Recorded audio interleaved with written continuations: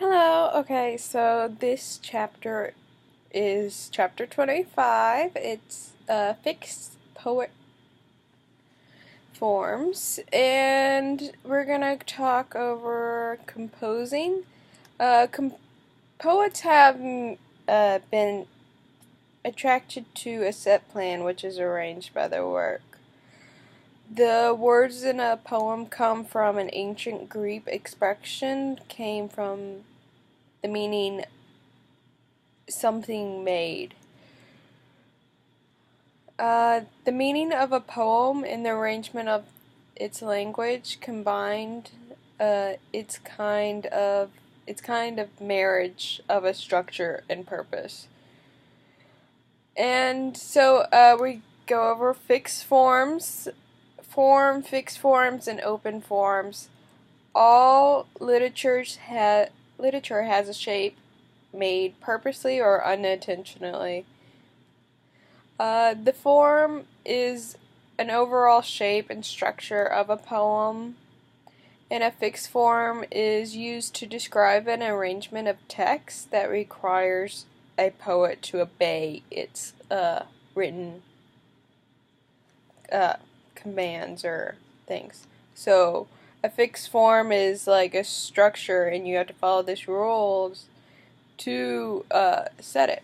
And then an open form refers to poetry ungoverned with a mental rhyming scheme. The building blocks of forms, which is the next section,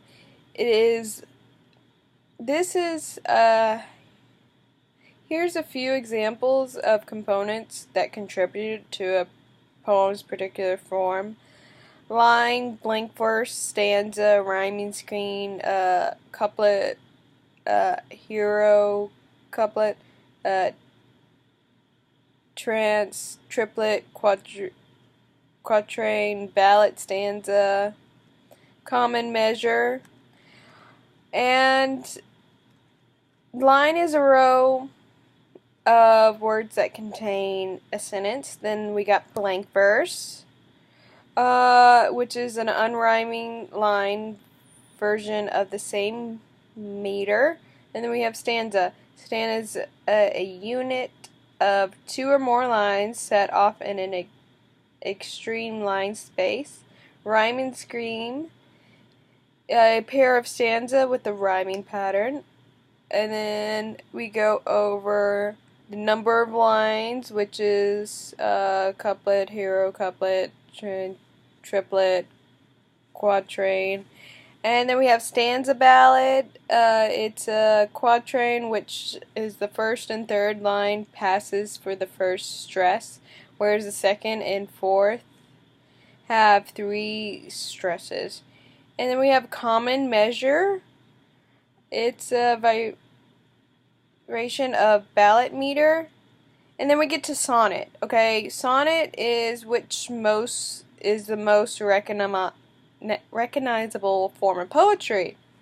A sonnet is a 4-line poem in a recognizable pattern of rhyme. These types of sonnets are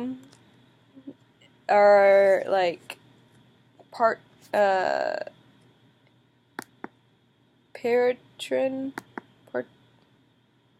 sonnets, which consist of octaves and sets.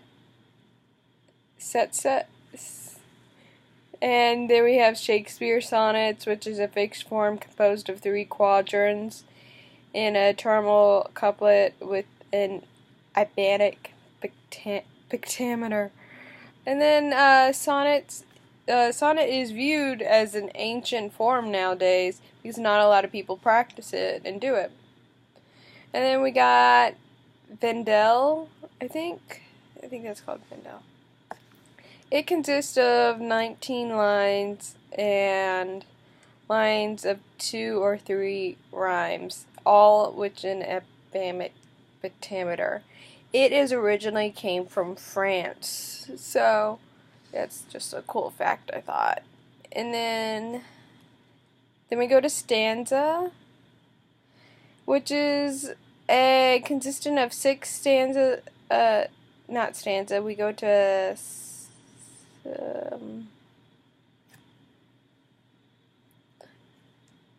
Satan,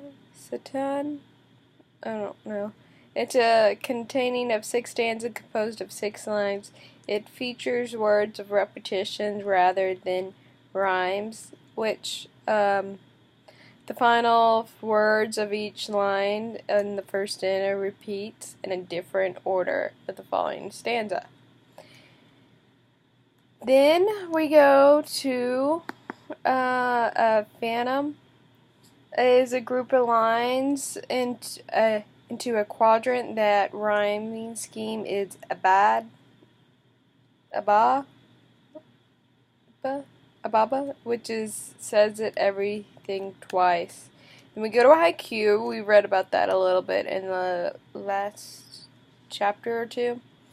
It's a 17 syllable in 3 lines, so 5 in the first, 7 in the second, and 5 in the last.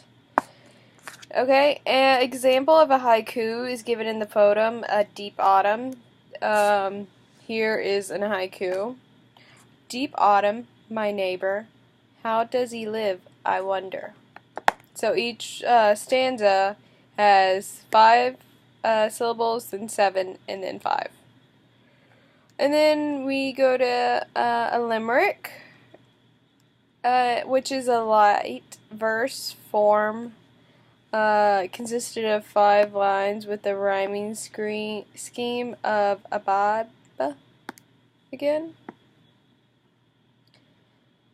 And the last one is odd, which is a recognizable shape of a celebration of equality in conditions and structures. So this chapter was mostly about fixed forms and what kind of forms are out there. There's probably more that they didn't say, but this was a good chapter over what type of forms we have as of like rules and what they are. So that was chapter 15. Alright.